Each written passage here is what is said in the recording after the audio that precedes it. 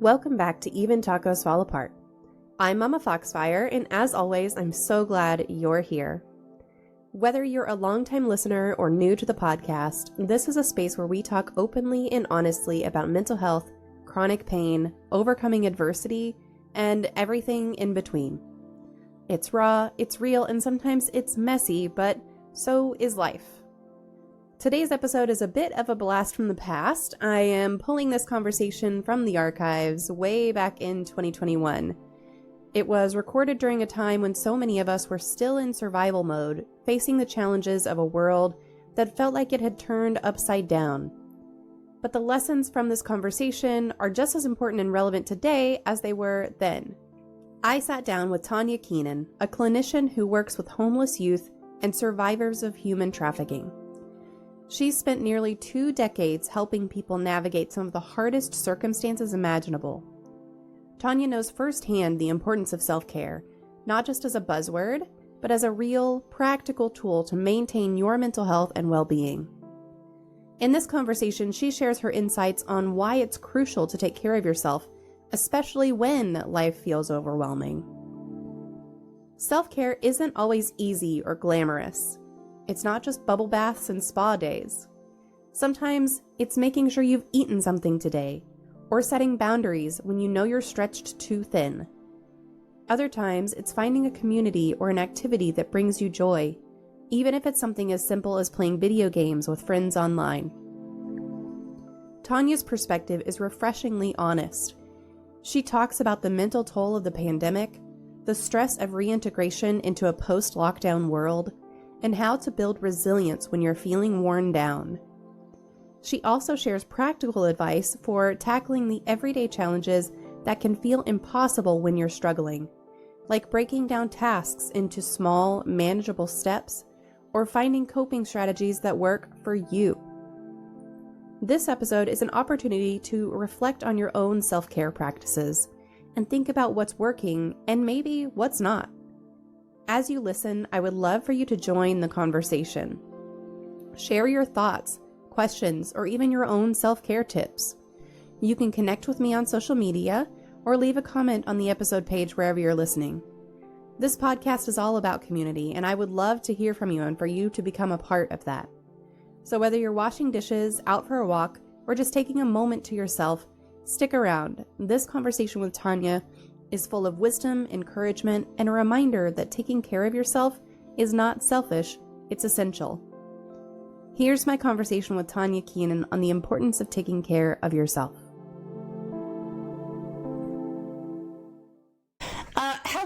Hello everyone, and welcome back to another Technical Issues with Mama Monday. I mean Mental Health Monday.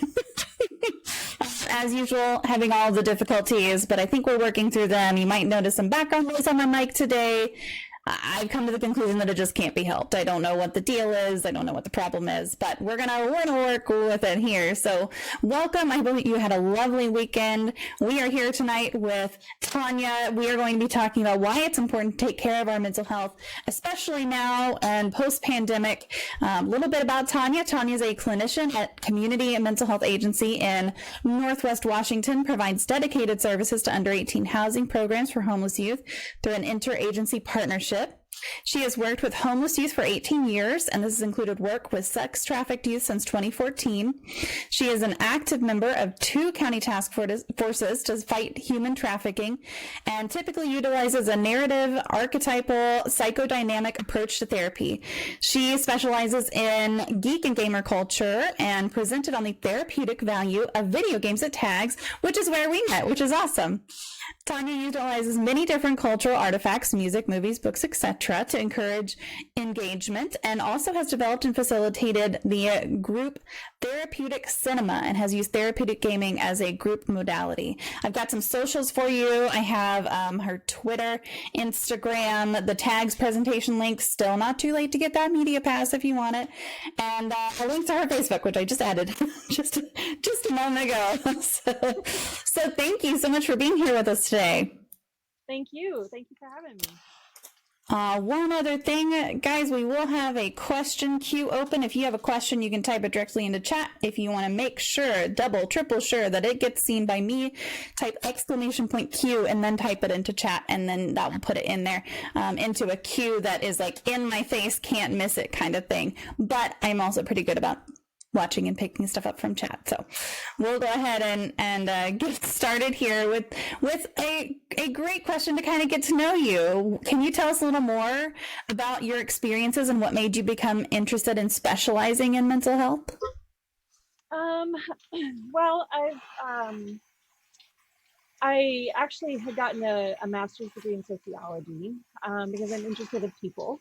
And I was taking some other courses, master's level courses, and I took I took a course called Feminist Psychotherapy and Jungian Psychology, and I was sold.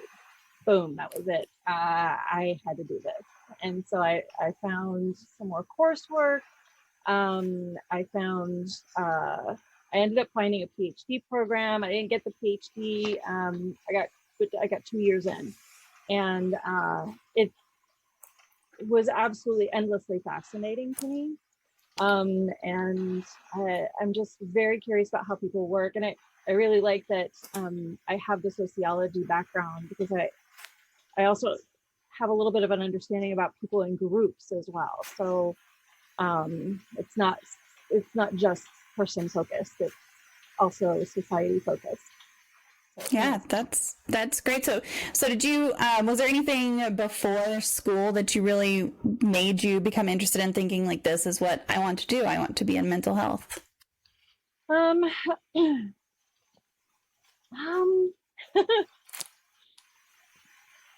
don't know. I mean, I hadn't had too many counseling experiences, so that wasn't really it. I just found psychology really fascinating. Mm-hmm. But sociology is kind of where I gravitated first, and I'm completely grateful for that. Like I said, it gives me a whole different perspective. Yeah, absolutely. So what is your favorite thing about working in the mental health field, and what have been some of the biggest challenges that you've found and faced? My favorite thing about the mental health field is my clients. I am forever impressed by people's resilience. I am fascinated by how people manage to get through a lot of difficult stuff. I work with homeless youth, so I work with a lot of people who have experienced trauma. And a lot of times there's generational trauma, a lot of complex trauma, which is a fancy way of saying like trauma over a long period of time. Again, like just people survive these experiences, and they build themselves around those experiences at times, but they still manage to get through. And I'm just continually impressed and awed by my clients. Yeah, that's an answer that I feel like a lot of people kind of say as it's for the people that I work with. And honestly, why else would you do? Would you do this job? Exactly. It's kind of like being a teacher. It's not the best paid job, but it's one of the most rewarding. So right. Yeah. So have there been any major challenges just in the field in general that you've found? Well, right now my biggest challenge is kind of cobbling together all of my education to make a license out of it. My little Frankenstein degree. But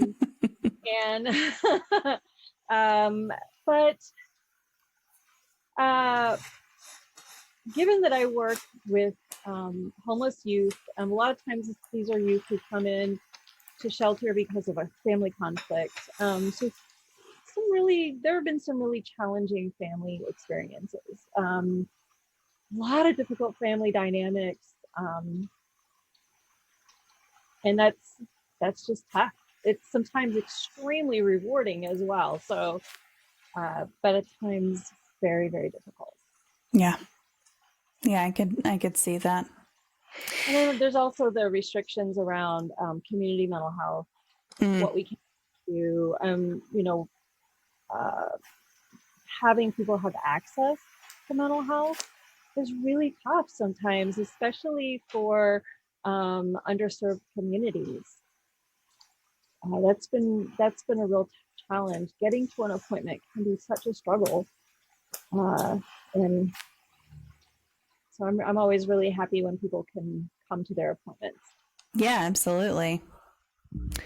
So outside of your job, what are some of your favorite hobbies? And do you feel there are any distinctions between what you consider hobbies and what you consider self-care? Play a lot of video games. Hey. Hey. I would consider that a form of self-care. It's because not only is it fun just to get through the challenges that are presented in the video games, but I also have a community that actually started out in in-person games and migrated over to Discord when COVID happened. And so now we're all on Discord voice playing Final Fantasy or playing Conan Exiles or whatever. And it is just, it's really, really nice. It's lovely to have their voices. And I just really appreciate it so much. So that has been a real benefit to me. So that has been self-care, and it's a hobby. I make yogurt. It's a hobby and it's delicious. So maybe that's self-care too. So how do you make yogurt? I've never made my own yogurt. I've never even thought about making my own yogurt. I didn't think about it either. And then some friends made it and I was like, well, I'll try this. Sure, why not? I was sick at home like everybody else. You have to raise the temperature of the milk and then lower the temperature to a certain point, to like a very small range. And then you add a starter. So it's a lot like sourdough, right? Yeah. Starter. And you can use a starter from a plain unsweetened yogurt from the store, or sometimes you can get packaged starters from an online store. But you add the starter and then you just let it sit and do its thing. That's awesome. And 12 hours later, you have yogurt.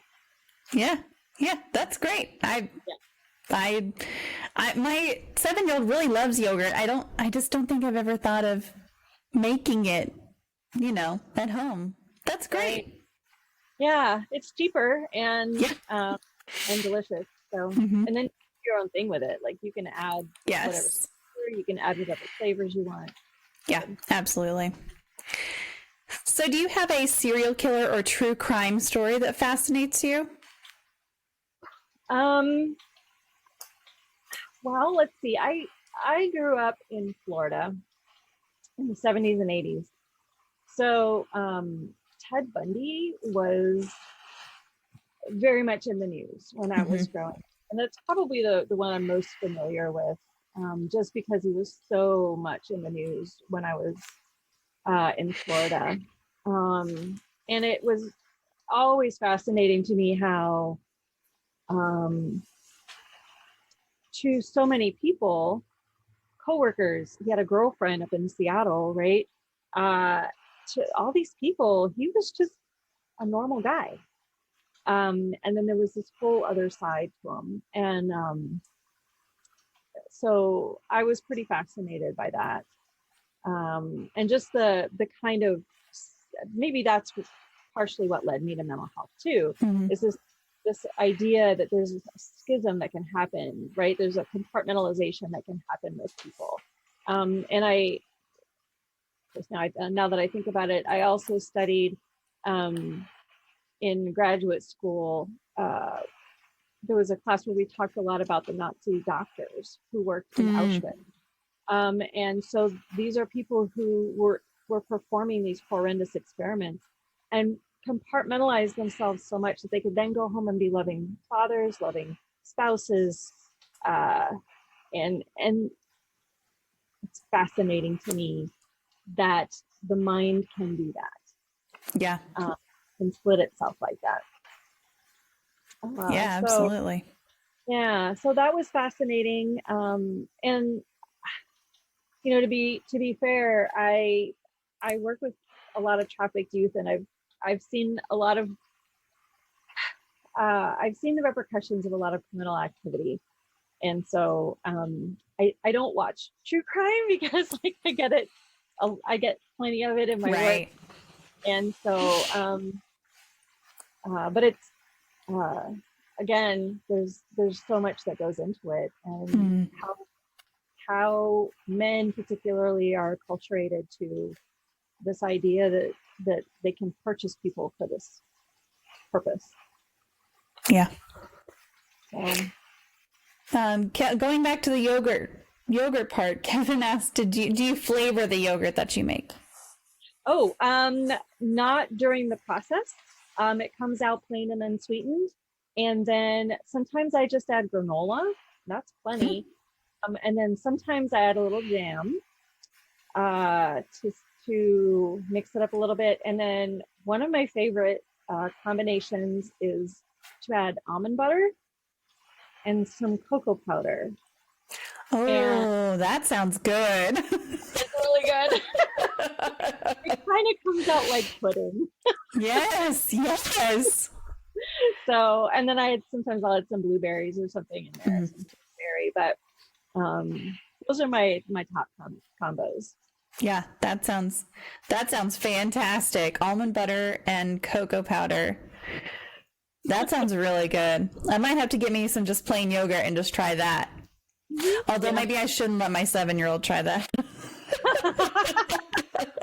This might be his new obsession. Right. It's sweet cocoa. It's like actually okay. It's not too bad. Well, that's true. That's true.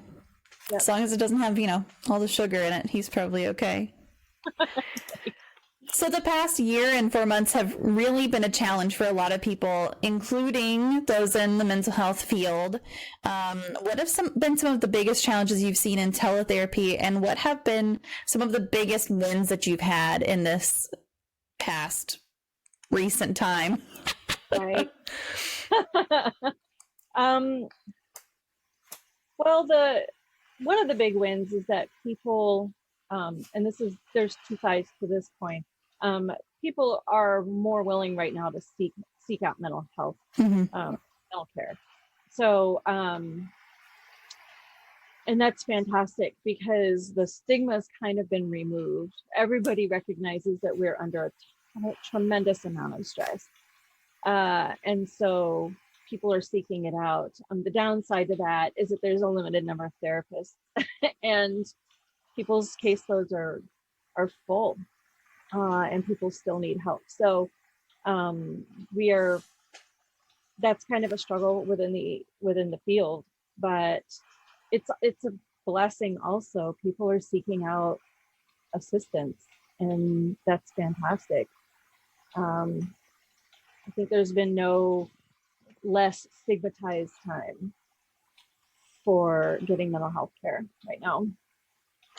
Yeah, I've really noticed just a lot of people being more and more open to talking about their own mental health and the challenges that they're facing, and some of that I think was already happening before COVID hit. Like I was feeling that trend of just people starting to be more open to talking about things. I wasn't getting super shocked looks from people anymore when I was talking about mental health, and still the occasional one, but but now it's a lot more. Even the company that I work for is really open about, hey, we've got this 1 Million Lives program, and everybody make sure you're doing a mental health check-in and make sure you're taking breaks throughout the day, not only for like coffee in the bathroom, but just to take a step outside and kind of take care of yourself. And for a big company, that's a big freaking deal to come out and be like, no, your mental health is actually really valuable, and as a company we want you to take care of yourself. So I think that's a really big blessing that's come out of this for sure. Absolutely. And telehealth has, I mentioned barriers to accessing mental health previously, and telehealth has removed some of those barriers. Yeah. if it's difficult to get off work during your lunch hour to come to a mental health appointment, now you can just do it on telehealth, and you don't have to leave your office. Mm-hmm. And there are, again, two sides to this. Sometimes people are like on the beach and the wind is blowing or whatever. And the therapist is envious anyway. Or it's just there's a lot of people around. Like for some of our youngers, there are other siblings around, and it's really hard to do therapy when you've got a ton of people around you. Mm-hmm. So there's a little bit of a downside to that, but honestly, like telehealth has opened up a lot. Yeah. And if we were forced to do it, and it's I think that it has benefited so many people. It's really kept the field going. It's really kept people going, I think, to be able to access it and access it on their own terms. Mm-hmm. Yeah, I mean, absolutely. I know for me, I went to doing teletherapy sessions with my therapist, and it's like part of the challenge is that then my whole family is around. My kids are around, and I have to close the doors, and I've got 2 doors on this office, and still my 7-year-old's going to open one of those doors during the session. Like, it's just going to happen. And I had to tell him, hey, mommy's in therapy, you need to close that door. But then at the same time, like, I don't have to find childcare. I don't have to worry about leaving them at home or anything with a babysitter. I don't have to pay for childcare. I don't have to, it's so much easier to be like, no, I'm going to have a 60-minute session, and it's going to take 60 minutes. Like, that's it. That's the whole time. That part's fantastic. Exactly. Yes. And I mean, I lost a couple of clients because they didn't want to do telehealth. Yeah. And they just really preferred in-person work. Mm-hmm. And I guess that's fine. I think I also gained some clients. I was reading an article about how telehealth has really changed mental health practice. And this person was saying, before you could look around, you could, talk, you didn't have to stare the person in the face, but now you're staring them in the face. And I thought, not necessarily with my clients. I have clients who were like, they'll just turn off the camera, like if they can't deal. Mm-hmm. And that's okay. Like, whatever way you can show up, you can show up. Yeah. And I had somebody whose computer changed, and they no longer had a webcam. So I would watch them. She would screen share, and I'd watch her play video games, and we would talk during that, which was awesome. Yeah. Yeah. So, it just opened up so much, and mm-hmm. Yeah. It was, I think that's, and now we know, right? Now we know we have that flexibility. Like a lot of other businesses know. Yes. That we have flexibility now, and there might be no going back. I know. Our office is opening up to 25% starting next week, and it's like you have to reserve a half-day shift in the office and this and that, and I'm just like, or I'll just stay home. Right. Or I just won't come back into the office. Like, everything I do can be done from here, and boy has it been nice. I think, once a month going in, meeting with the whole team, doing performance reviews and stuff in person every month, I think that's going to be important to do. But other than that, like, I just want to go in, treat my team to a lunch once a month, and then, continue at home with Teams calls all day. Exactly. And we've experienced that too. The team that I work with is pretty cohesive, actually. Mm-hmm. But it was more so when we were able to do things like have potlucks and do things together. And we had to stop doing that for the past year and a half. And I think morale has suffered a bit from it, but we're going to be starting that back up at some point. And like you said, like once a month coming in, I mean, I go into the office once a week, and it's been great. I see some people and then I'm done.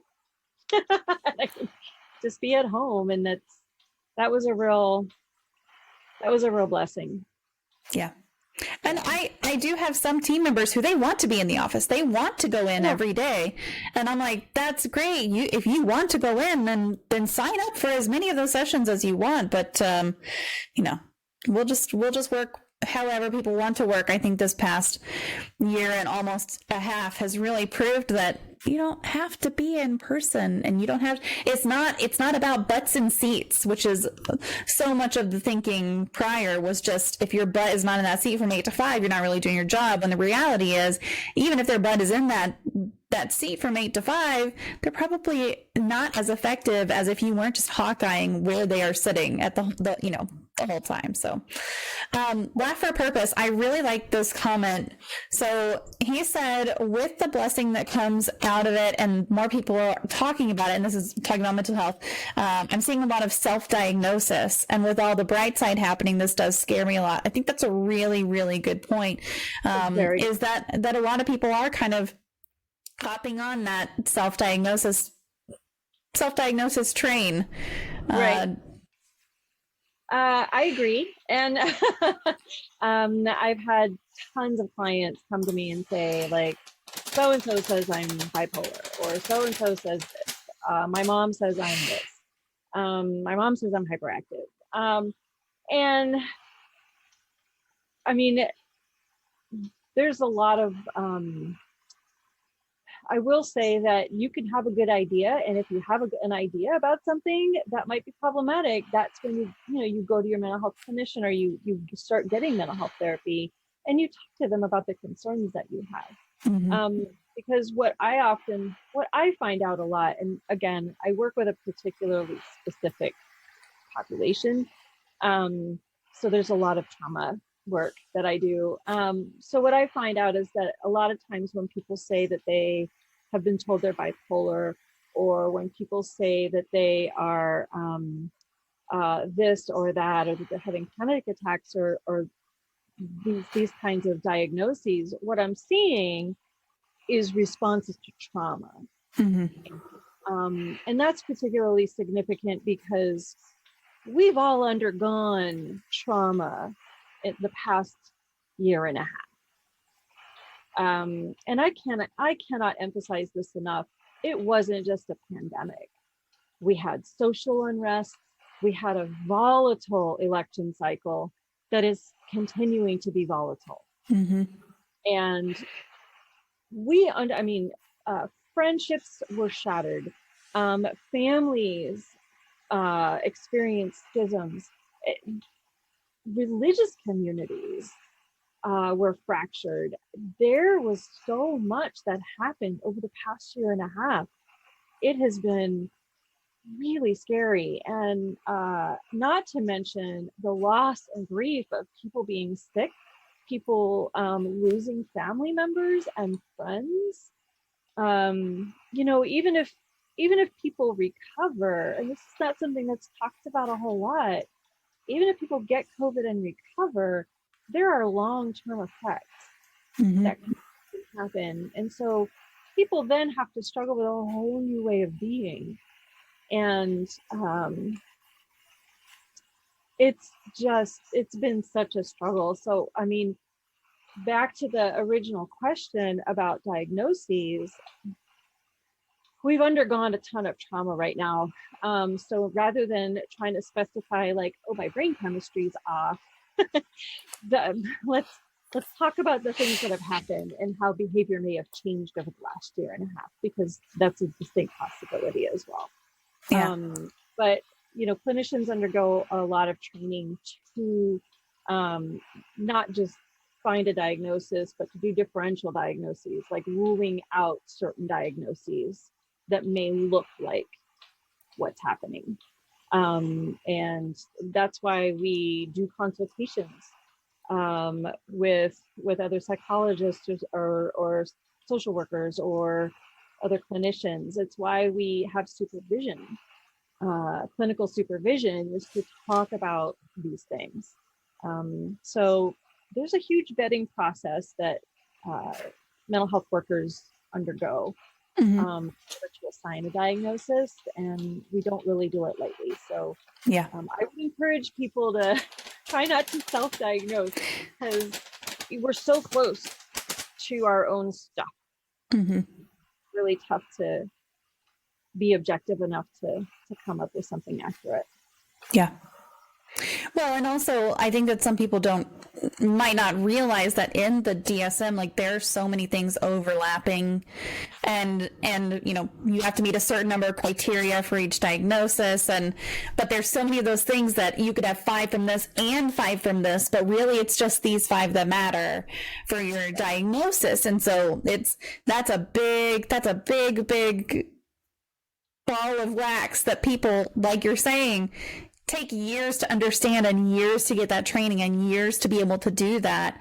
There is a recent study that says that if you Google, after you get a diagnosis, you Google information about that diagnosis and then take that to your provider and ask questions in an informed manner, that you get better care. But that study that study also pointed out that like diagnosing yourself doesn't come from Google. Like that's still not a thing. That's still not a good thing to do. WebMD is still going to tell you cancer no matter what it is. So yeah, you should definitely research a diagnosis after a professional provides it, for sure. But yeah, I think the self-diagnosis issue, that's a big issue. Right. It is. And I mean, I really like that too. Yeah. Once you get a diagnosis from a professional, research it, be actively engaged in your treatment plan, right? Be actively engaged in what comes after the diagnosis, because after the diagnosis is where all the magic happens. Mm-hmm. We're just talking about what's happening right now in your life, and then we go on a journey. Yeah. Well, and also, I mean, there's a chance that you have more than one diagnosis, but you can treat everything under one of those diagnoses. And I'll use my son as an example. He has Tourette's, but his providers have also said, ADHD, and they were, because of the stigma with the school and ADHD, they were like, we're not going to put that in his file. He has it, but we can cover everything that he needs under this Tourette's syndrome diagnosis. And so because there's that, if you go about trying to just diagnose your child or yourself with something, and you say ADHD instead of Tourette's, like you go down one path, it might not be the best path, and it's, providers know all of that. Like they just immediately, they're like, this is what you need to do. And right. Yeah. Right. Well, and it's super great too when you have a provider who's familiar with all the systems that you're engaged in. Mm-hmm. Yeah, absolutely. Medical systems, all of that. So then they can help you navigate that. Mm-hmm. Medwiser said that's the main difference between the DSM-4 and the DSM-5. I think you're talking about the number of different things. It's right up there with self-medication. Yeah, it's also very important to have your medical providers working hand in hand with one another. Very good point. Yes, absolutely. Yep. Absolutely. Yeah. There are so many medical conditions that have a behavioral component. Mm-hmm. And so we always have to take that into consideration as well. This whole mind-body Cartesian split, right? It's been very, it's not been good. And so we tend to think of mental health as being over here, and then bodily health over here, and we don't mix the two, or we don't let the two talk to each other. And the fact is that like two of our biggest neuroreceptors are mostly or in part created in our gut. So like our physical health is actually like very important to our mental health, right? So our serotonin made in our gut, dopamine made in our gut, like all of the things that make us feel good, right? So, and that's just one little example. Diabetes has a behavioral component, and if blood sugar rises or falls, it can really affect somebody's behavior. And if people aren't familiar with those things, they're going to attach diagnoses or labels to the behavior without understanding where it comes from. And we just need to understand the whole body. Yeah. Yep, absolutely. So why is it especially important to take care of our mental health right now? And kind of as we come to the post-pandemic stage of COVID in some areas, I know there are new variants. I'm definitely not saying the pandemic is over. Please wear your mask as required. Get your shot. I am a huge advocate for getting your shot. If you're not, that's you. But I'm just saying. But why is it important right now to take care of our mental health? There's a lot of change right now. Everything is in flux. And so some people are returning to work. Some people have been at work this whole time. And it's really important to take care of our mental health now because we're dealing with so much anxiety and fear. And, fear is about an immediate threat, and anxiety is about anticipating an immediate threat. And so both of those are present right now. And then there's just people's individual personalities and how they've dealt with being alone or being in a house with family members. And sometimes those aren't healthy relationships. And so you might be dying to get out, or right, and get back into the world. Or I'm an introvert, and so I have some anxiety. Like I've watched friendships shatter. I've watched groups fragment, and it's really kind of nerve-wracking to go back out into the world and have to figure out where your place is. And so it is really important to get access to mental health right now. And then there's also grief for what we had before that we're not going right back to. Mm-hmm. We can't go right back to it. And that's definitely a grieving process, even if it wasn't great, even if it was somewhat toxic. In many cases it was. We need to get through that. And it's okay to grieve toxic things when they leave our lives and toxic people when they leave our lives. So, it's just everything is so in flux right now. I just think we really need all the support we can get. Yeah, I absolutely agree. I think that a lot of people are looking at this as things are opening back up. It's going to go back to normal, but it's a new normal. It's not going to be the same as it was before. Things are different. Things are going to be different. And in some ways that's good. And in some ways maybe it's not. But it's difficult. Yeah. So go ahead. Oh, I was just going to say stress can cause all kinds of reactions from emotional to physical, like we were just talking about. Everything's tied together. Your brain, your mental health is still part of your physical health too. Like it's physically in your head. Is there anything in particular that pandemic related stress has caused? I think reintegration anxiety is big. Like I mentioned before, everything's different now, and relationships are different now. And I just think people are really struggling with, how do I go back into the world? How do I engage with people that I disagreed with when all of these things were happening? Right? And now I have to go see them in person maybe, or I have to work with them, or I have to worship with them, or how do I do that? Like that's huge negotiation. And I just think that is a real particular one, that and grief. I think people should be doing their grief work.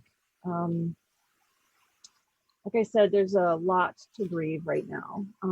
The loss of people, but also the loss of relationships and the loss of our old normal. There's a lot of loss. And it's okay to acknowledge that. It's okay it's also like and these things don't have to be one or the other. Like, we can have both. We're very complex creatures. No. And so we can be anxious and excited at the same time. We can be grieving and happy at the same time. So it's okay to acknowledge all of those emotions. And I really want to validate people having a multitude of experiences at this time. It's such a real complex time. I mean, we live in complex times anyway, but yeah, it's we're just dealing with those in particular. I think reintegration anxiety and grief and loss are probably the two top ones. Yeah. Yeah, I mean, and I want to touch on the grief and loss also, because we've talked about grief and loss on here before. We've had whole segments about death positivity, about grief and loss.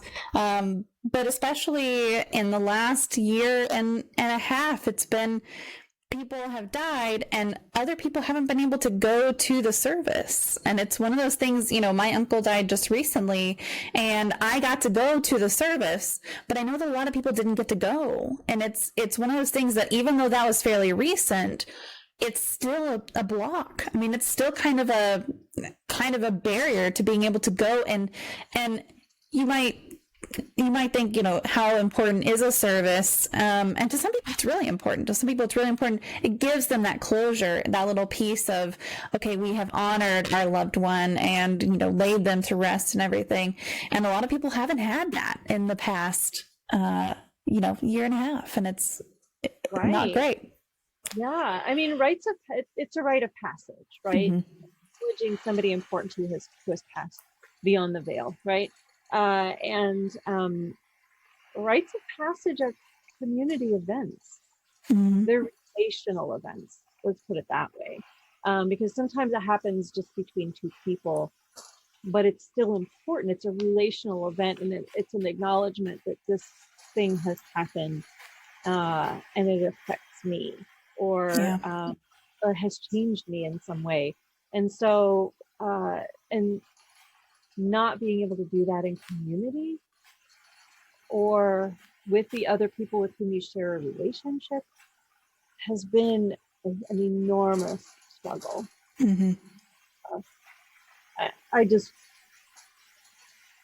I really want to acknowledge that and validate that those things, graduations, huge rite of passage. Yeah. Weddings, funerals,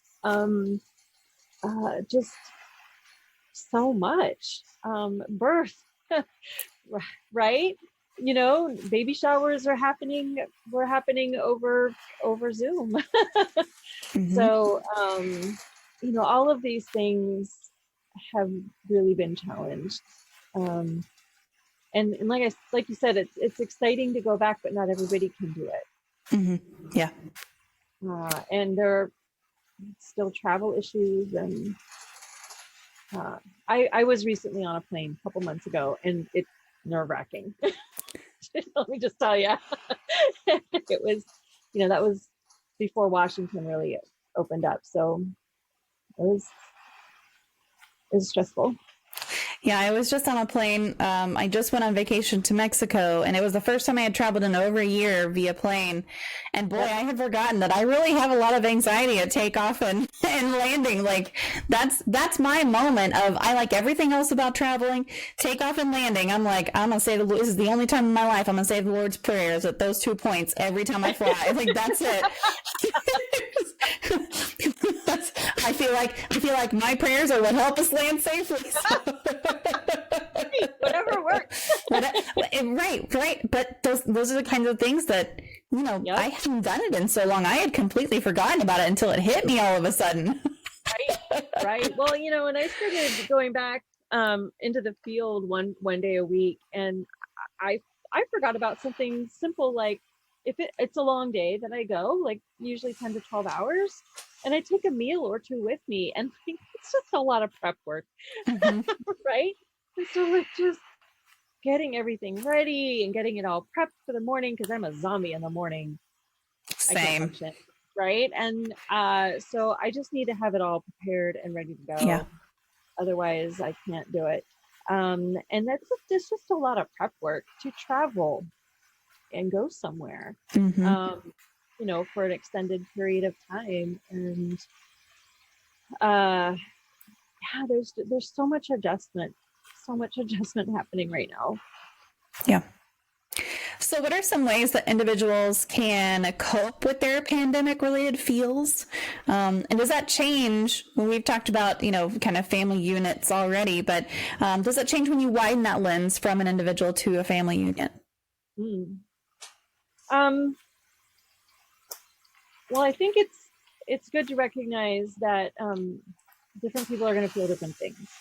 The introverts might be like, a little nervous, and extroverts will be like, get me out, ready to go. Let's do this thing. Let's have a party. And but not all, right? Like some extroverts are still going to be anxious, and that's going to create some internal conflict, right? I want to see people. I'm afraid to see people. And then some introverts are like, I'm terribly lonely and I don't want to leave the house. All of that is normal and okay. And I really want to normalize all of those feelings, right? So to really just acknowledge and give yourself permission to feel, I think is the first step. None of those feelings is wrong. None of those feelings is going to lead you down a terrible path. It's just what those feelings just are. And so that's, I think, step number one. And then take it slowly, take things incrementally. Try, if you're nervous about seeing people, like try a couple of friends first before going to a big party. Right? And see how that goes and see what your comfort levels are.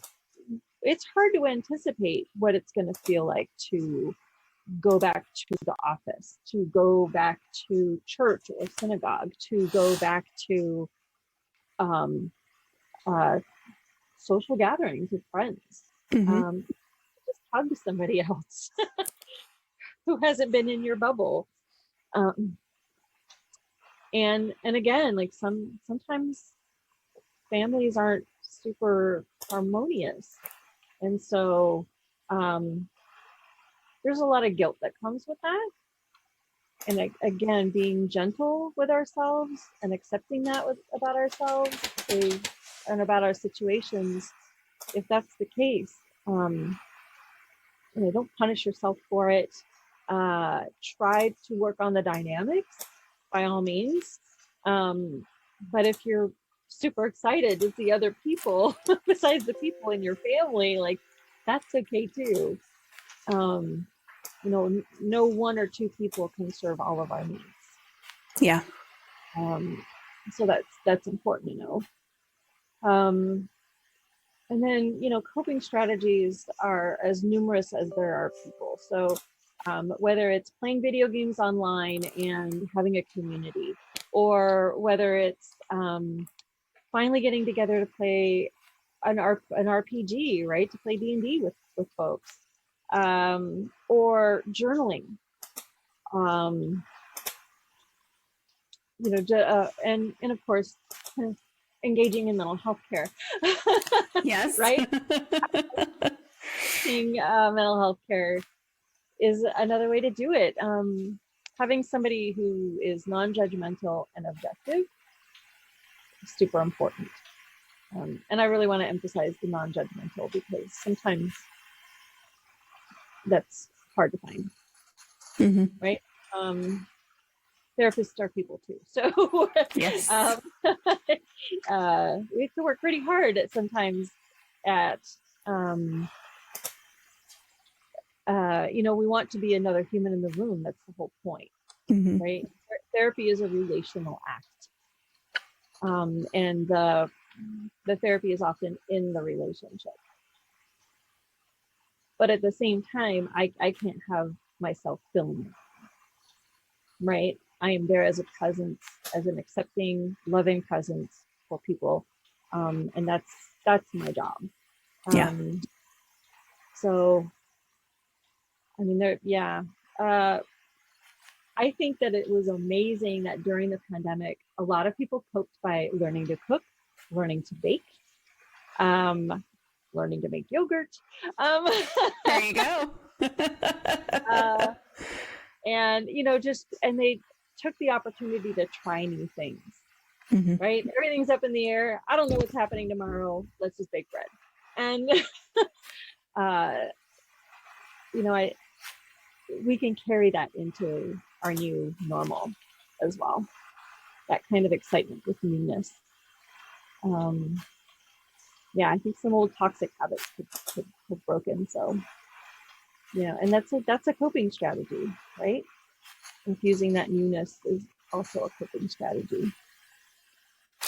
And I feel like at some points it might be difficult to re-enter, everything and busy schedules and everything, and still hold on to those new, quote unquote, new habits that you've picked up. And if you haven't picked up any new habits, that's okay too. But, it's one of those things that if you can incorporate those, maybe you don't incorporate those as much as you did.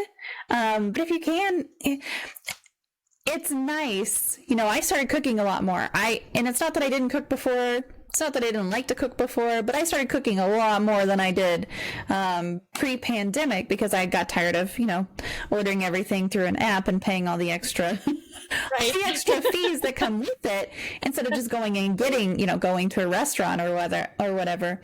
And it's one of those things that I'm going to do my best to keep cooking, and maybe not as much as I was whenever I start going back, because just the nature of going to and from the office and having a family and pickup schedules and recreational schedules are about to start back up with this next year and everything. So all of that stress is going to come back. But if I can still, cook once or twice a week, it's one of those things that you can rely on that new skill that you've maybe acquired in the past year and a half. Yeah, yes, exactly. And I just want to encourage people to be gentle with yourself as you readjust and reintegrate.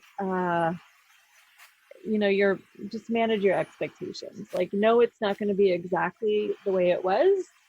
And also, it's not going to be exactly the way it was pre-pandemic. It's not going to be exactly the way it was during the pandemic. We're going to create a new reality now. And it will incorporate a whole lot of the old reality, but still there's going to be some newness, and that's okay. Just, hold it lightly and be creative. We're in a pretty interesting time. Yeah. Are there unhealthy ways of handling your mental health? And what are some warning signs that maybe someone is going down an unhealthy path? So I would say that pretty much anything to excess is a warning sign.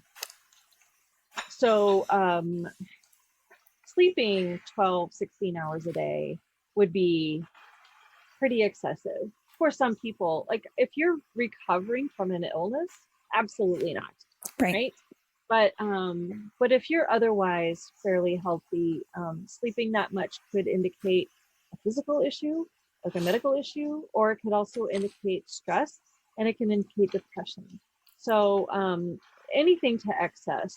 I am a big fan of having a glass of whiskey, right? But if I do it every day, or if I do it several times a day, anything to excess is where we need to really look at our habits and our coping strategies. Even video gaming, and a lot of people like to. I get a lot of parents who are like, they're addicted to video games, and, and I'm the gamer therapist, right? And I'm like, let's talk about this, but anything to excess, right? If they're avoiding homework, if they're not sleeping, then yes, we're looking at a pattern of behavior that might be problematic. But at the same time, that's not about the video game. That's about coping. And that's about something deeper. And I would say that about anything that's excessive, right? It's usually about something else. So, there's some general things to keep ourselves healthy and well-rounded, I guess. But if we have pretty good relationships and they're not being impacted by the things that we do, I think you're doing all right.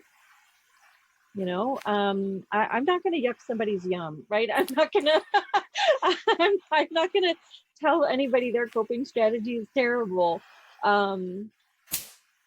If it's working, if it's keeping you in relationships, and friendships and things like that, if it's maintaining those things in your life, it's probably okay. Yeah. Yeah, it's definitely one of those things that, my kids play games and they're both big into Animal Crossing. And I'm like, as long as they're not neglecting sleep, other friends, they're taking care of chores and all of that. Now, that's not to say, like, I have a 7-year-old and a 14-year-old, so I get plenty of sass about chores and things. I bet. But I got that before Animal Crossing too, so...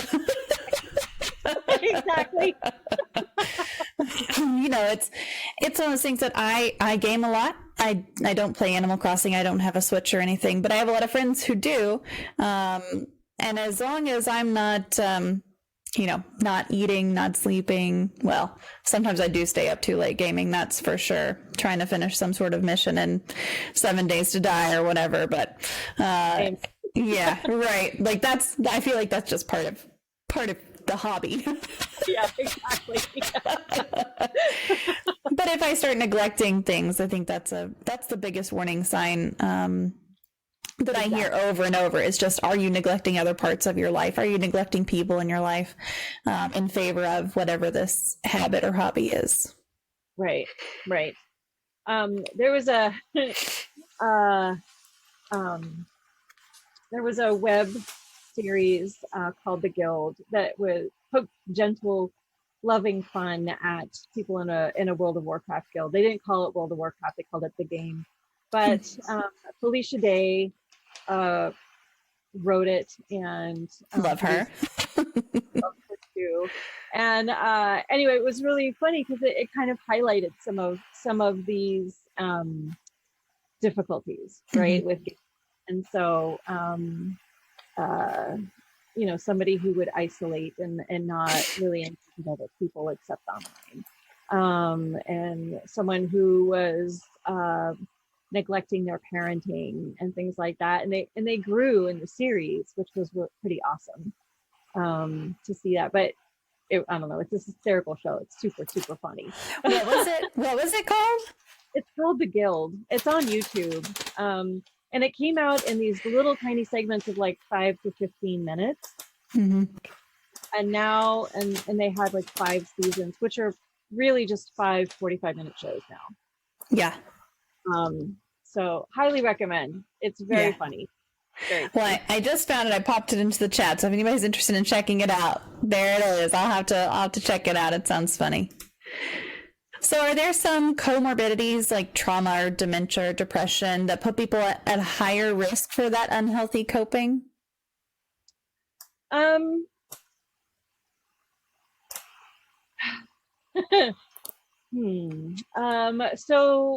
there are comorbidities that I think substance use plus anything is going to put people at a higher risk because it's going to accentuate anything, or substance abuse.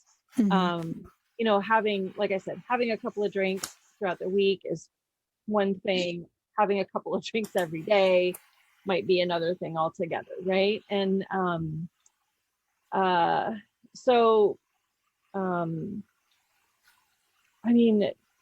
trauma has such a wide range of symptoms, and can come from, they used to call trauma just something that happened that was sudden and life-threatening that was just one event. And the definition of trauma has really shifted in the past several years. So now we're recognizing complex trauma, which is, can be a traumatic situation or environment, from childhood, from early childhood, or since birth even.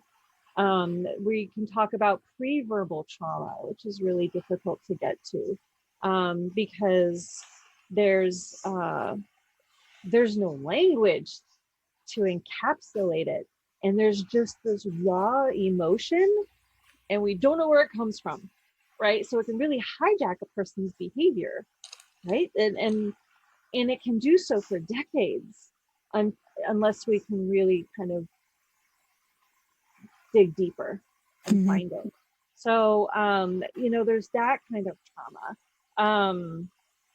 And I think if someone has a proclivity to a particular mental illness and then experiences trauma or sudden grief and loss, those things are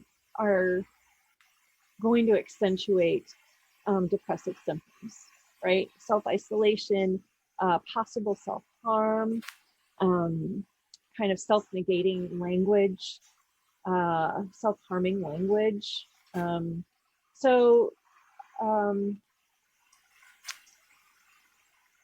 I also want to, and dementia also, right? Dementia is, if we're talking about age-related dementia, we have a lot of medical comorbidities there, right? Dementia can actually be caused by arteries clogging. Happened to my grandmother, right? So we can experience that, and it's so confusing. But I also want to highlight something that I've kind of discovered with some of my clients, which is that sometimes a clinician might characterize a certain coping mechanism as a negative, when I would rather conceptualize it as a positive thing. And that is kind of the retreat into an imaginal space. Gaming does a lot of that, right? If you're playing Final Fantasy and you're doing a lot of role play in the Final Fantasy MMO, that is an imaginal space. And it's a place that we can kind of project ourselves into, and it creates a buffer so that when we experience trauma, there's like a pocket of something there, right? A pocket of resilience, and that cushions us from that trauma. I've known youth that I've worked with who've undergone horrific trauma, and so did their siblings. But if this one youth, I had a youth who retreated into anime, and her sibling did not, and did not have that cushion, didn't have that buffer. And her sibling had a lot more symptomology, like a lot more depressive symptoms, isolation and anger, just rage. And then my client, who was super into anime, was super resilient about it. Like, she was, she could engage with other people. She could still be honest about what had happened, right? She wasn't shutting it out or pretending it never existed. She was engaged in therapy. She was resilient. She was able to maintain hope. And a lot of people at the time characterized her retreat into anime as scary and negative. Not necessarily. And I really want to emphasize that, because stories are important. Mm-hmm. Right? Stories are, that's why I do narrative therapy, right? Is we have stories that engage us and draw us in and are super compelling. And I think that those stories can really help us through really difficult times. whether it's teaching us how to be or giving us a place to put our hearts while the whirlwind happens. Yeah. So, that's great. So you mentioned resilience, and I want to dig into that a little bit deeper. So even those with a strong built up resilience are really feeling worn down by now. yep. So how do you go about rebuilding that resilience after the pandemic, after everything returns to new normal? How do you rebuild that resilience?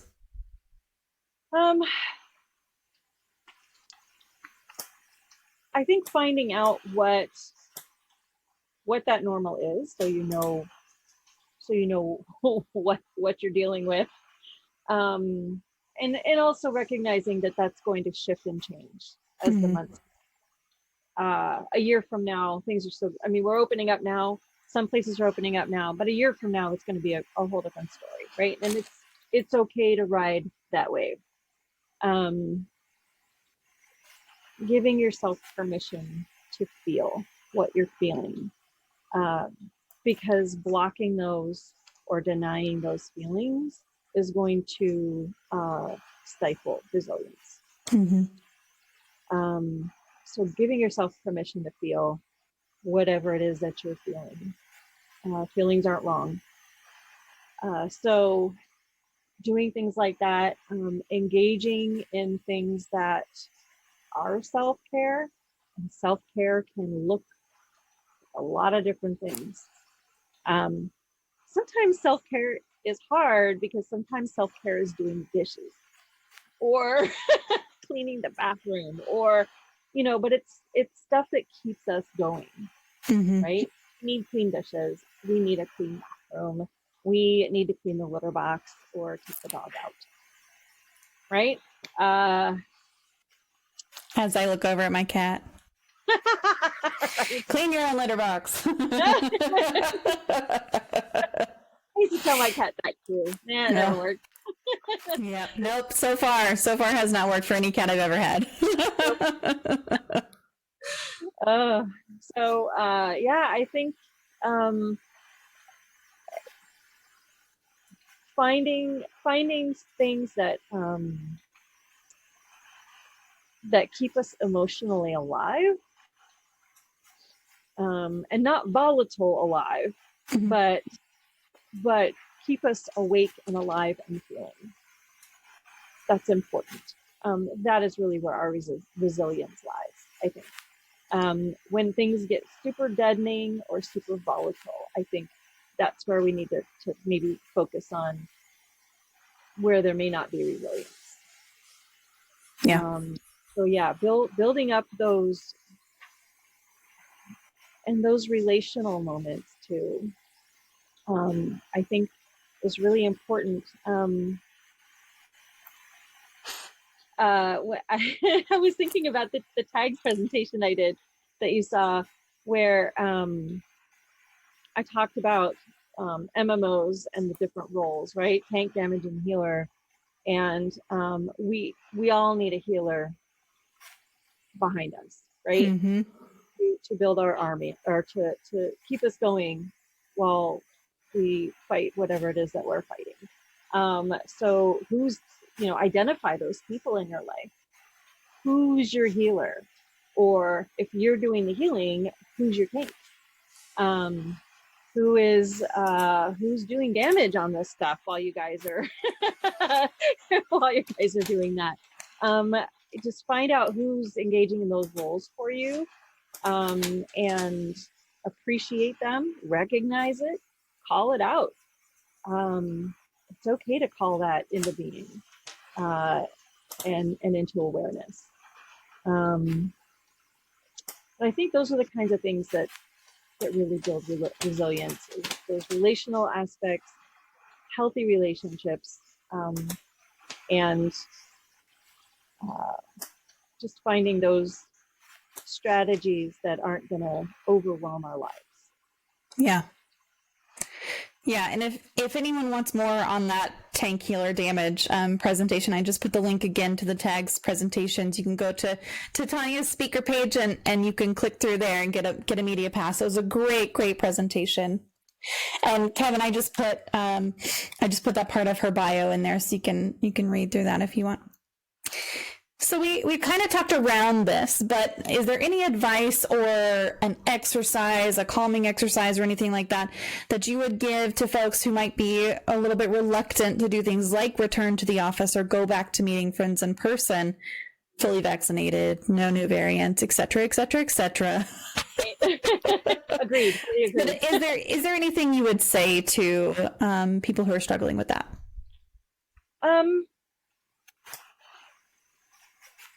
Again, it's okay to feel the feelings that you have.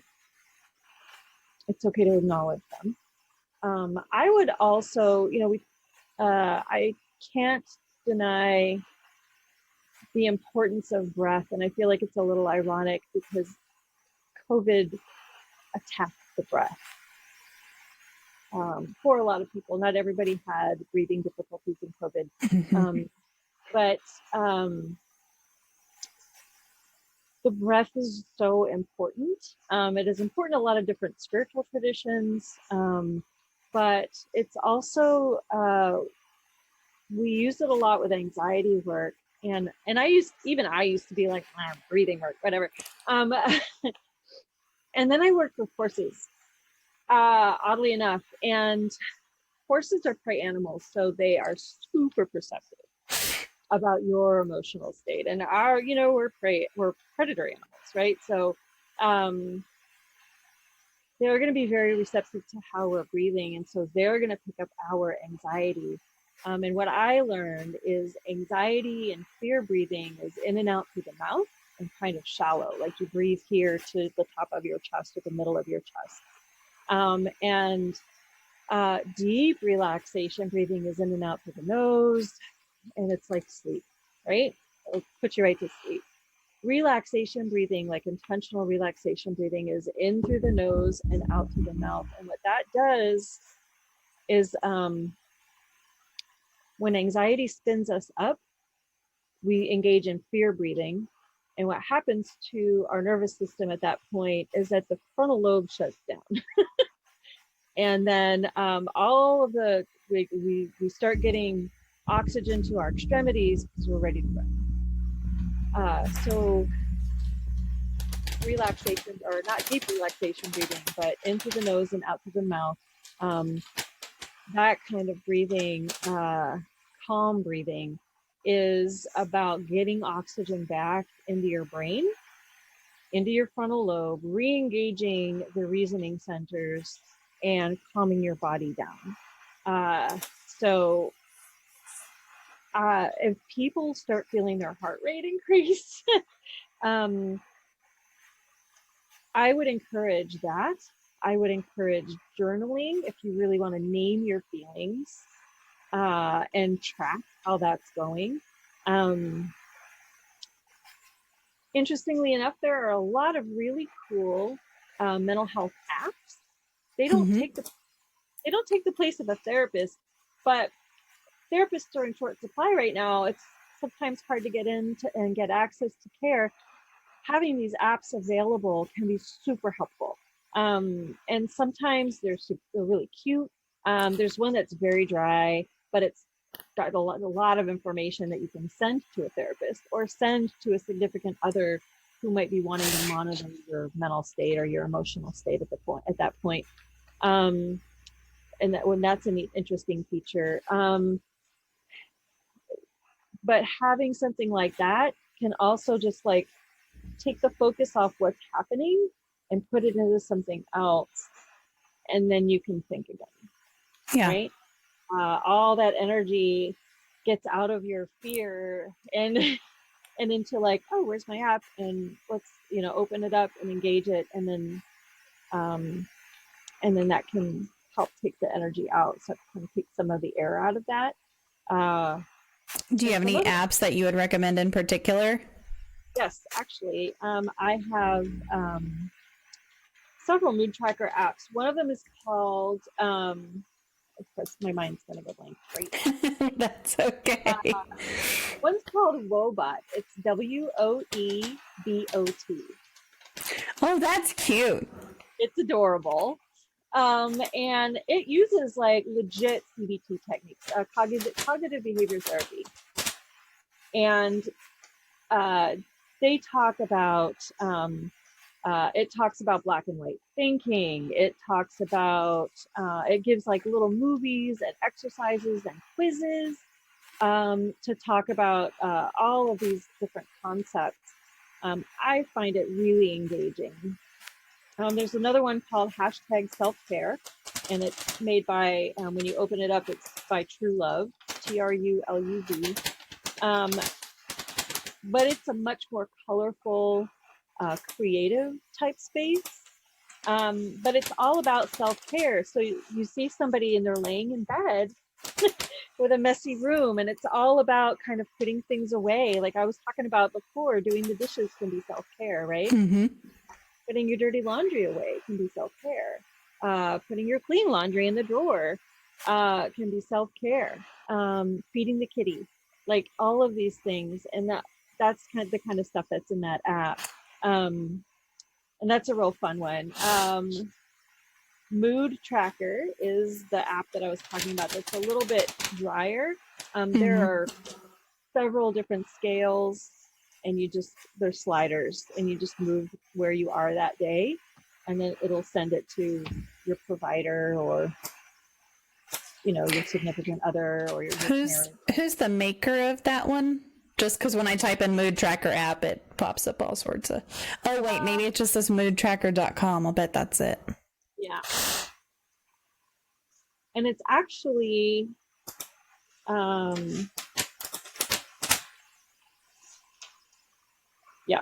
it's just called Mood Tracker. Yeah, I think I found the right one. So those are three that I'm fairly familiar with. And I don't know, I just find it really, whatever you like. If you don't mind the dry one, if that's more suitable to you, it's a ton of information, and it can track anxiety levels, it can track trauma, it can track all kinds of neat stuff. If you really just want the creative one, there's that too. There's a lot of really cool stuff out there. And then there are also really positive social media accounts. Mm-hmm. When I talk to the youth that I work with, I talk to them about these social media accounts because some of them are really amazing. And they're often run by people who have been through stress and trauma and depression and those kinds of things. So they can be really encouraging. Mm-hmm. One of them, Sweatpants and Coffee, and she has Mimia Hoffman is the creator, and I believe she's on all three, Twitter, Instagram, and Facebook. Jamila Jamil is also mostly on Instagram, and she is amazing. She is super body positive, and she takes apart the entertainment industry's focus and the way they define beauty. And so I look at stuff like that. I don't know. I also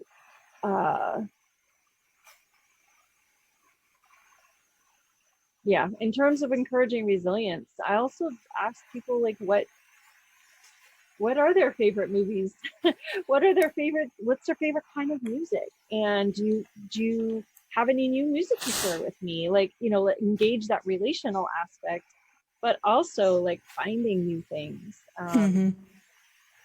things that are uplifting and positive, I think. But I don't want to emphasize toxic positivity. Like, things aren't always positive. Sometimes it's really nice to be cathartic. Yeah. Just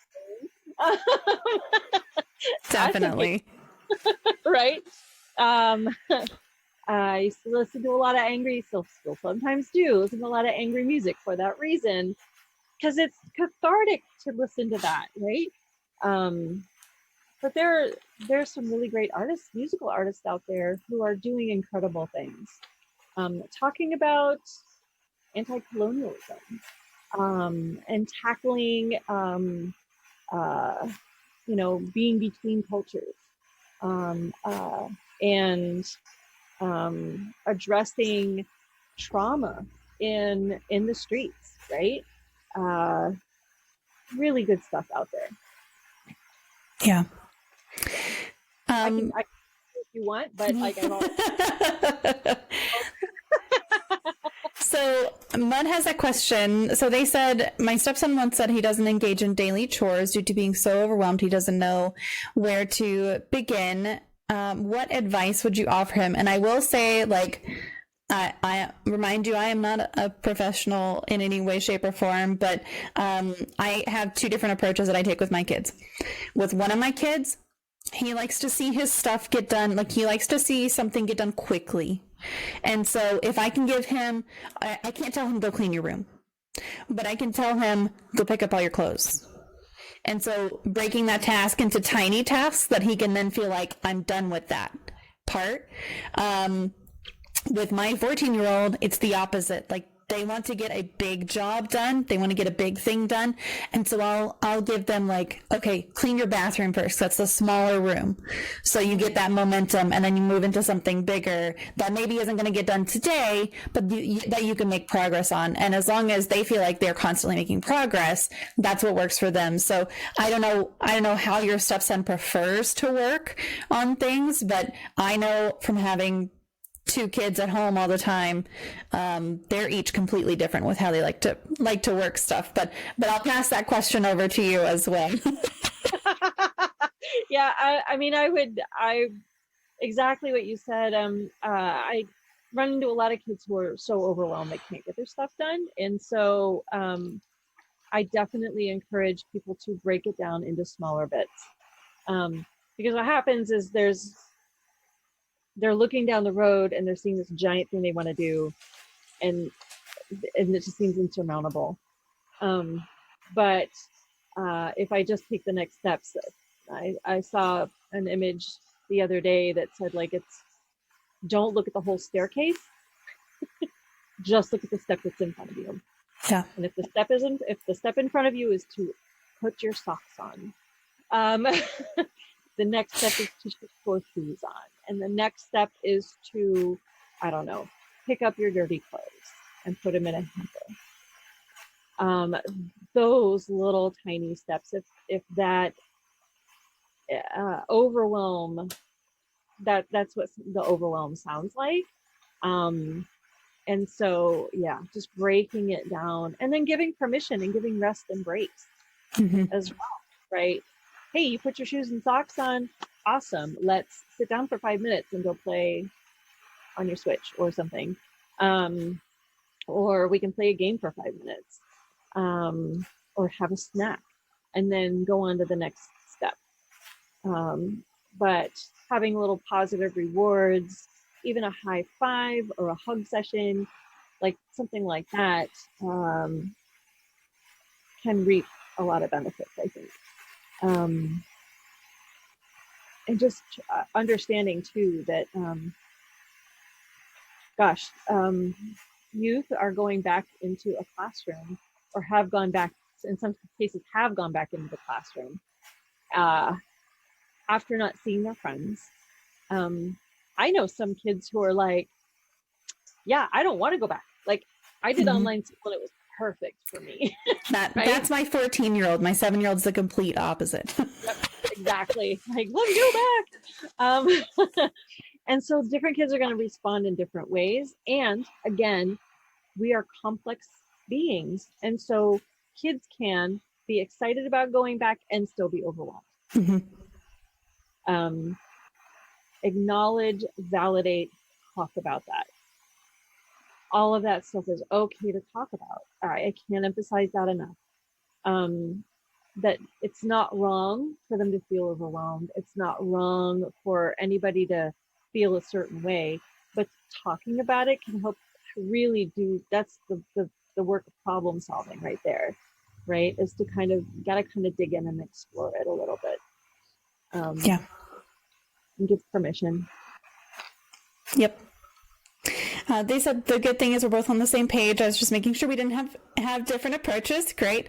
And then I like how you did touch on reinforcement. I've noticed with my experiences that reinforcement gives them the desire to continue on, a sense of well done. Yeah, absolutely. And that's, you got to find out what motivates your kid too, right? Like my 14-year-old, they're motivated by seeing a clean space and being like, okay, good, I did that. My 7-year-old does not care.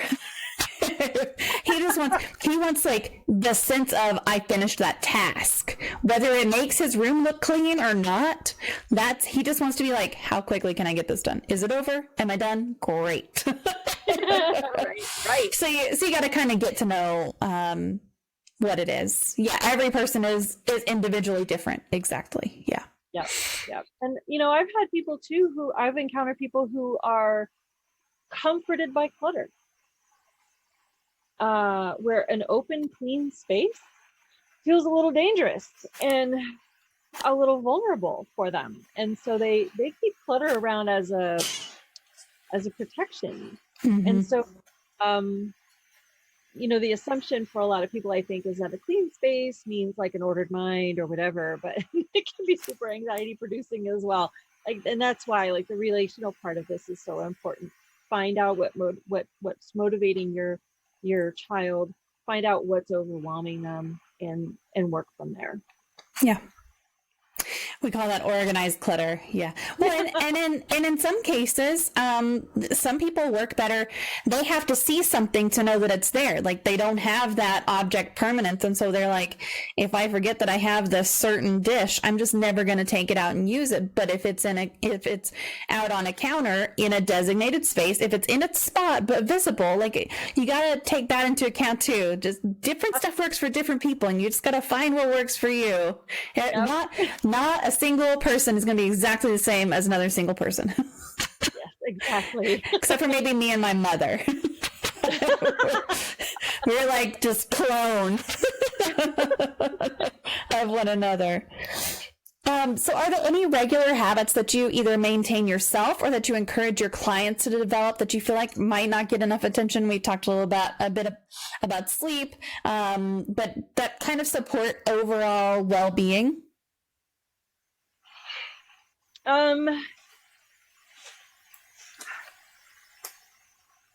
I think really paying attention to our body's needs, and what I mean by that is, so I'm an indoor kid.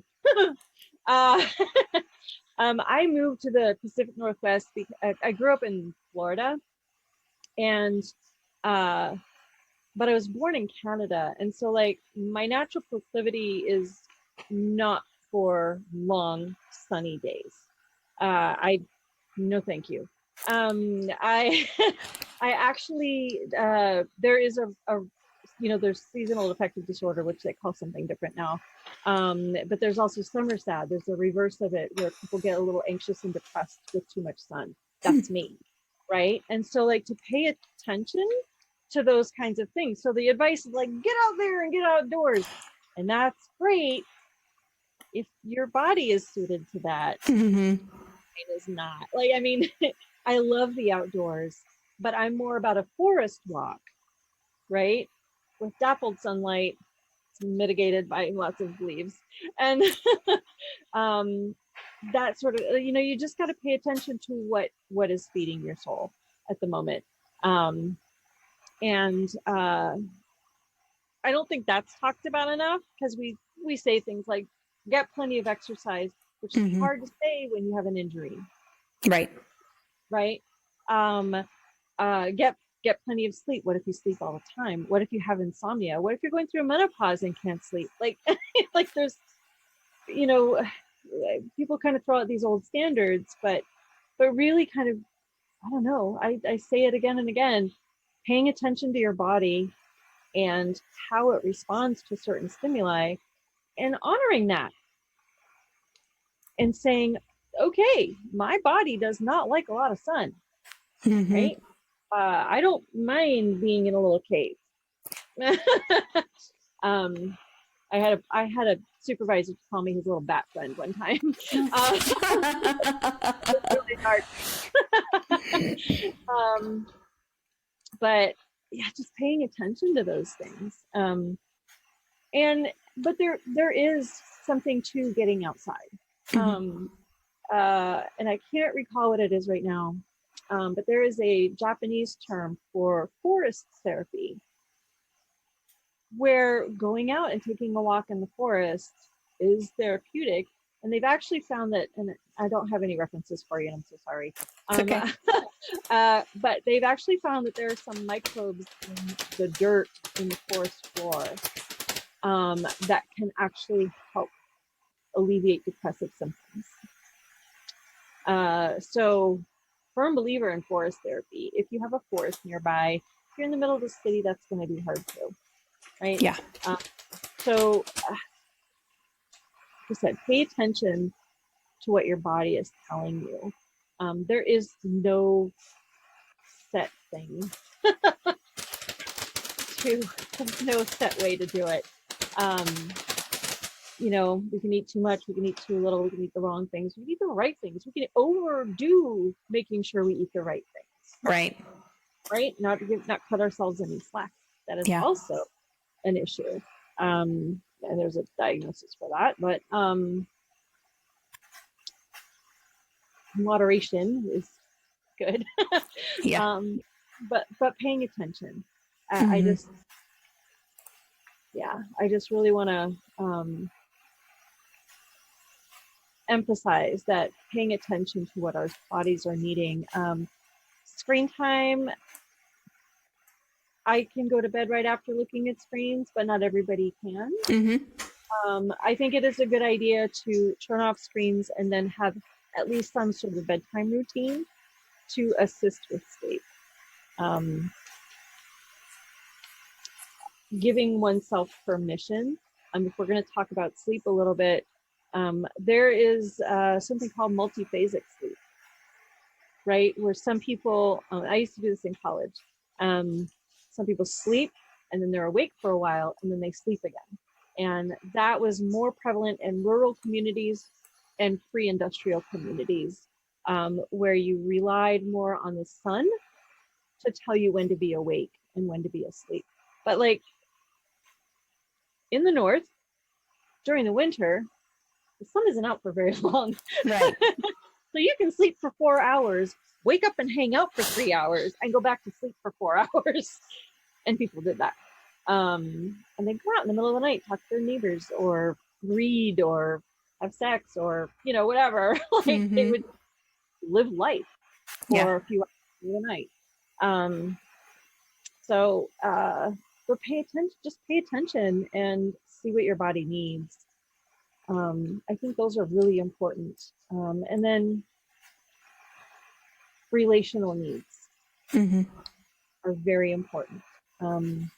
As much or as little as you need is okay. Like nobody's setting a standard there. Well, probably people are, but I'm not going to set a standard there. Right.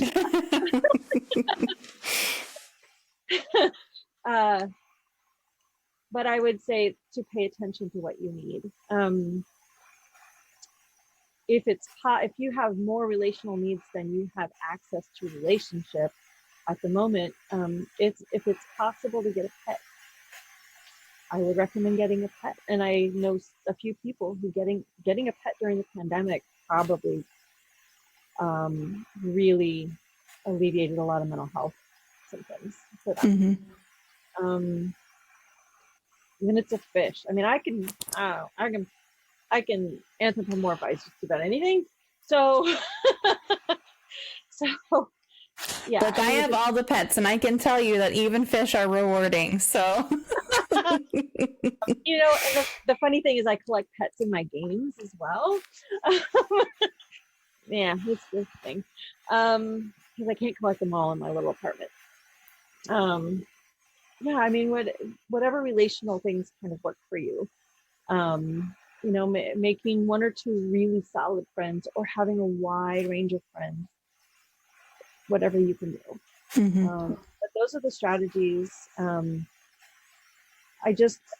I really try to shy away from one size fits all. Yeah, absolutely. Does not. Well, and we talked about that earlier, right? Everybody's an individual. No one person needs the same amount of anything. So I think the advice to just kind of know what you need is really important. Yeah, and that takes a lot of self-awareness and checking in and stopping and taking a deep breath and paying attention to, like, how do I feel in my body right now, right? What is my stomach doing? What is my head doing? What is, am I distracted by thoughts? And being able to pay attention to that can be really instructive. Yeah. Yeah, and Mud, I like your comment here. A lot of people don't realize too that when you're on certain medications, that can affect them being outdoors as well, because there's I'm allergic to a certain kind of antibiotic, and so I can only take certain kinds of antibiotics because of that. And there's one that my doctor used to prescribe, and I could be outside for, like, I'm not kidding you, 5 minutes, and I would come in with a sunburn that had me this color. Like it was just bam. And if I ignored that to say, like, no, I'm supposed to be outside for this much time, that's what I'm supposed to do, like, it can have real consequences. And then just recently also, not on antibiotics or anything, but I had gone outside with my kids and I came back and I had a heat rash because it was a very hot day, and we were out for too long, and I didn't stop for breaks when we were going on our little walk, and I hadn't taken any water with us, like all the things. And you just got to pay attention to your surroundings. Where you live makes a big difference, like you were talking about, makes a huge difference. If although you're getting all of our heat right now, sorry about that, by the way. This week is way better than last week. Yeah, I know. Well, I have some friends who live in Seattle, and I was telling them, I was like, look, I would come and get it if I could. I would come take it back if I could. And they were all like, please take it. Yes, right. Well, because we're built for heat down here. We're not built for the freeze that we had. We're built for heat down here. Right. Oh my goodness. Yeah. Thinking about that too. Medications can change a lot of things within the body, including what you can and cannot eat. Yes. Like I know that I think it's some SSRIs where you can't eat grapefruit. Grapefruit will interfere with how SSRIs will work. I think those are the medications, but yeah, there's a couple different things that grapefruit can really jack with, or like grapefruit will just make it not effective, essentially. It's you got to pay attention. First of all, read all the labels. Second of all, make sure you talk to your doctor about what you're on, and talk to all your doctors about what you're on. Right. So if you weren't doing what you do now, or if you had chosen a different path, what would you be doing instead?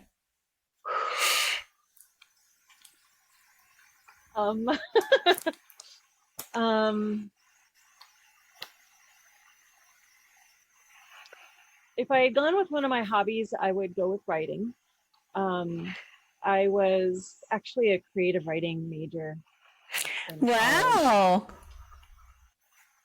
Hence that's the storytelling. Yes.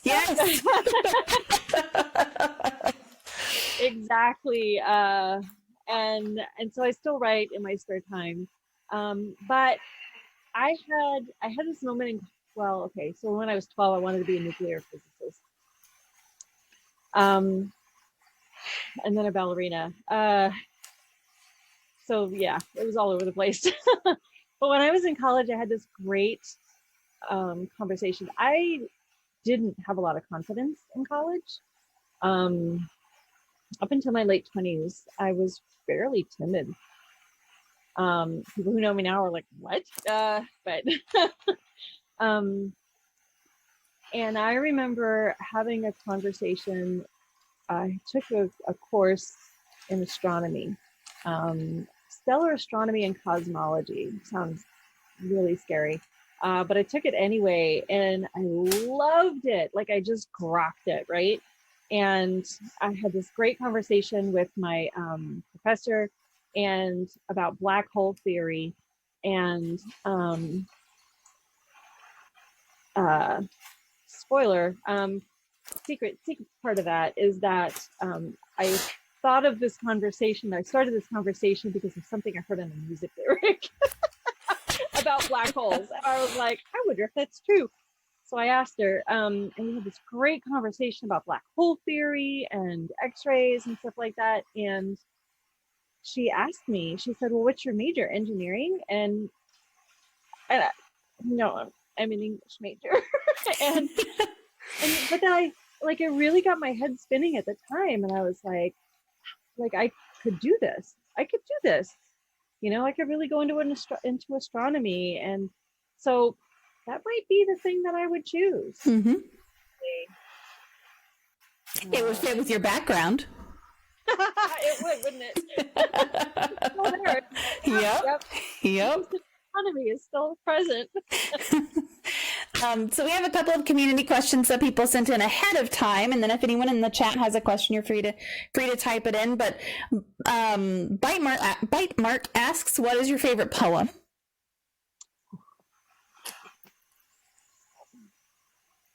Okay, so I'm just going to warn you that sometimes the questions that are what are your favorite blank has more than one answer. That's okay. That's totally fine. I really love a poem by Pablo Neruda called Enigmas. It was recited in part in a movie called Mind Walk, which is great. Look it up. It's little known, but it's fantastic. So there's that poem. I have loved since I was in college a poem by E.E. Cummings called When Everything Happens That Can't Be Done. Just a lovely, lovely poem.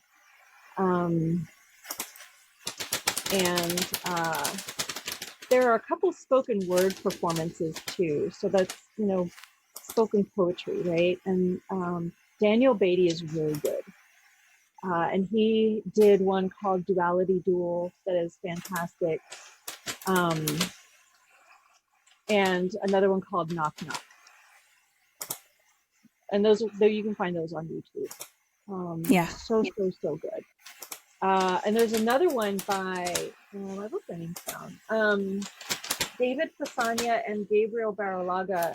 They were teenage boys when this was put out, and it was on a TED educational TED Talk, and they're all grown up now, I'm sure. This was many years ago, but they did a brilliant spoken word performance called Beach Bodies, and it's all about body image in boys, which a lot of people don't think about. But it's just brilliant. So those are some of my favorites. Yeah. Well, she will love that answer because she likes multi-part answers. So that's good. That gives her some stuff to go and check out and absorb and digest. And then Fiona also asked, what is your day-to-day experience like as a therapist, and what was your experience like when you were in school to become one? My day-to-day experience as a therapist is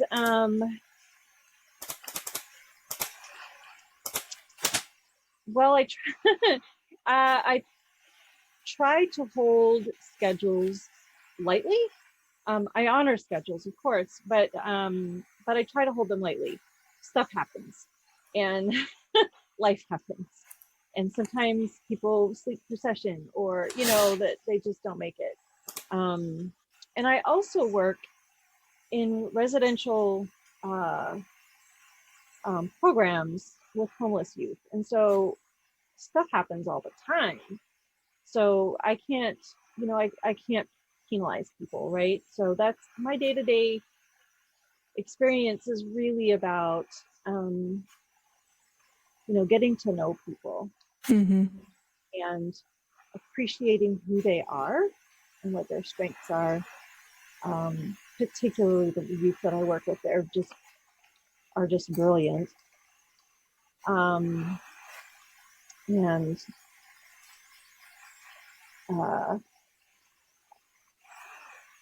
it was Carl Jung who said that the therapeutic relationship is a relationship characterized by love. And that probably freaks some people out. That's okay. They can freak out. That's right.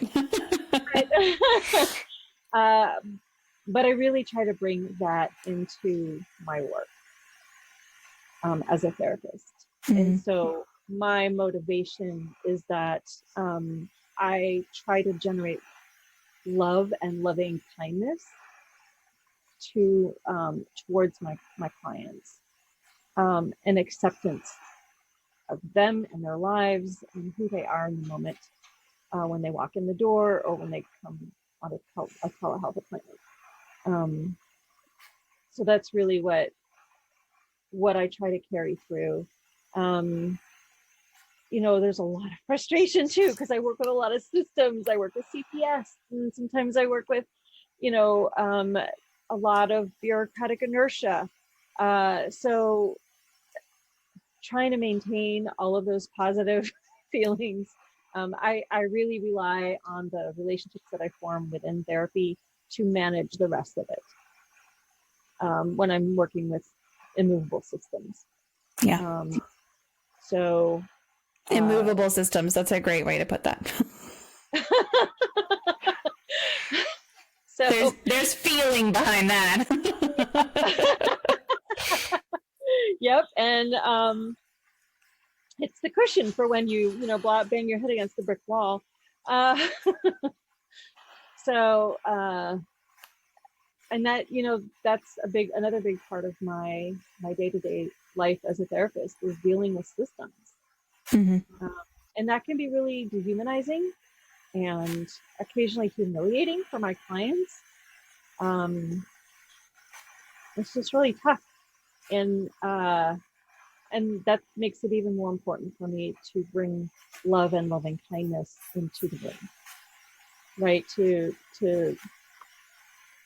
keep people motivated and keep people interested in the actual work that we're doing. Yeah. Despite those systems. And my training has been a lot of the good stuff. You can do all the book learning you want, but conversations with people have been extremely significant. Encouragement by supervisors, by teachers, extremely important. Anybody can read a book or something on the internet, but those conversations can be life altering at times. And getting your feet wet, really just getting in there and allowing myself to make mistakes. Nobody comes out of school, or nobody comes even out of the licensure process, a perfect therapist. Mm-hmm. And it's okay to acknowledge mistakes. It is actually really good role modeling to do so. And I have a couple, I've gone to clients and said, I responded this way last time, and that was the wrong way to do it, and I want to apologize, right? My real goal here is to honor you and not to have my own reactions. And a lot of my clients haven't gotten that. So allowing myself to make mistakes was big. Giving myself permission to speak and be bold in it is also big. Mm-hmm. I know a lot of people who are interns now. Not a lot. I mean, sometimes people just getting into the field have a difficult time with speaking to parents about what's going on with their kids. I work at a children and families clinic, so it's a lot about the kids.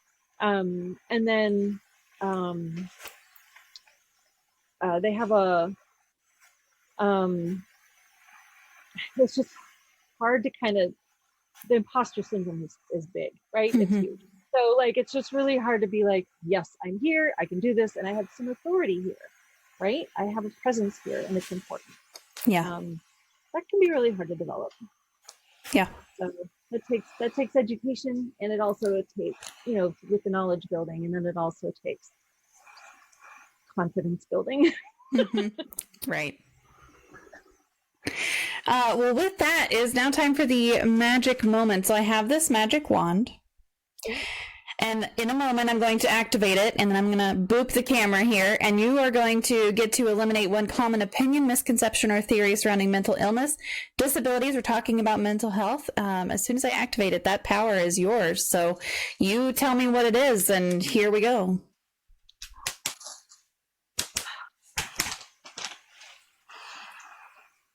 I'm going to eliminate the misconception that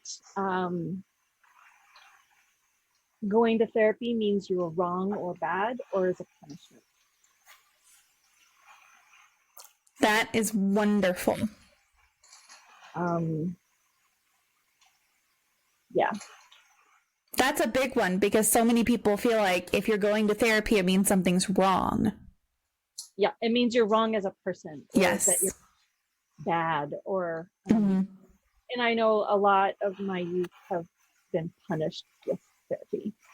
And so they think that therapy is what happens when you, it's like getting grounded and go to therapy. Like, Yeah. And it shouldn't be like that. Like, let's do fun things and have growth and, learn new skills and things. But yeah, but I would eliminate about mental health. Yeah. That's fantastic. That's wonderful. Well, thank you so much. I'll just kind of open the floor to you and say if there's anything we didn't talk about, anything you want to cover, resources, anything you want to throw out there, feel free. No, I mean, I didn't really talk about my work with human trafficking, and that's probably okay because that's, we do for hours. We can have you back on to talk about that sometime if you want. Yeah. If that's something you want to address. Like, that's a whole other stream we could do. It is absolutely that. So it's probably best that I didn't bring it up. No, I mean, I don't think there was anything that that we didn't cover. We talked about a lot today. Thank you. We did, yeah. Thank you for being here. Chat, give me just a minute. I'm going to disconnect with our guest here, and I'll be back playing some Minion Masters and RuneScape probably, so stick around for that. But I will be right back, and thank you again just for joining us today. Oh, thank you so much, everybody, for your questions. Those are great. And that's a wrap on my conversation with Tanya Keenan. Tanya shared so many important insights about the role self-care plays in navigating life's challenges. From breaking down overwhelming tasks into smaller steps, to finding hobbies or communities that recharge you. Her perspective reminds us that taking care of ourselves is not optional, it's essential, especially in tough times. Think about some of the things Tanya talked about, whether it's anxiety, the weight of grief, or just figuring out how to function when the world feels heavy. These aren't abstract ideas. They're things we all face in one way or another. But as Tanya pointed out, resilience is something we can nurture. It's not about being unshakable. It's about figuring out what helps keep us grounded and moving forward, even when life feels messy or overwhelming. So here's my challenge for you. What's one thing you can do for yourself this week? Maybe it's trying out a new self-care habit, setting a boundary, or just giving yourself permission to feel whatever you're feeling without judgment. It doesn't have to be big or life-changing. It just has to be for you. If you enjoyed this episode and want to keep these conversations going, make sure to like, subscribe, and review Even Tacos Fell Apart on your favorite podcast platform. It really helps the show grow and reach more people who might need a reminder that it's okay to fall apart sometimes. And if something from today's episode stood out to you, I would love to hear about it. Connect with me on social media or leave a comment on the episode page. Your voice is an important part of this community. Thank you for being here and for being part of this journey. You matter, and the care you give yourself matters too. I'll see you next time, where we'll keep having these honest, real conversations about mental health, life, and everything in between. Take care of yourself this week. You deserve it.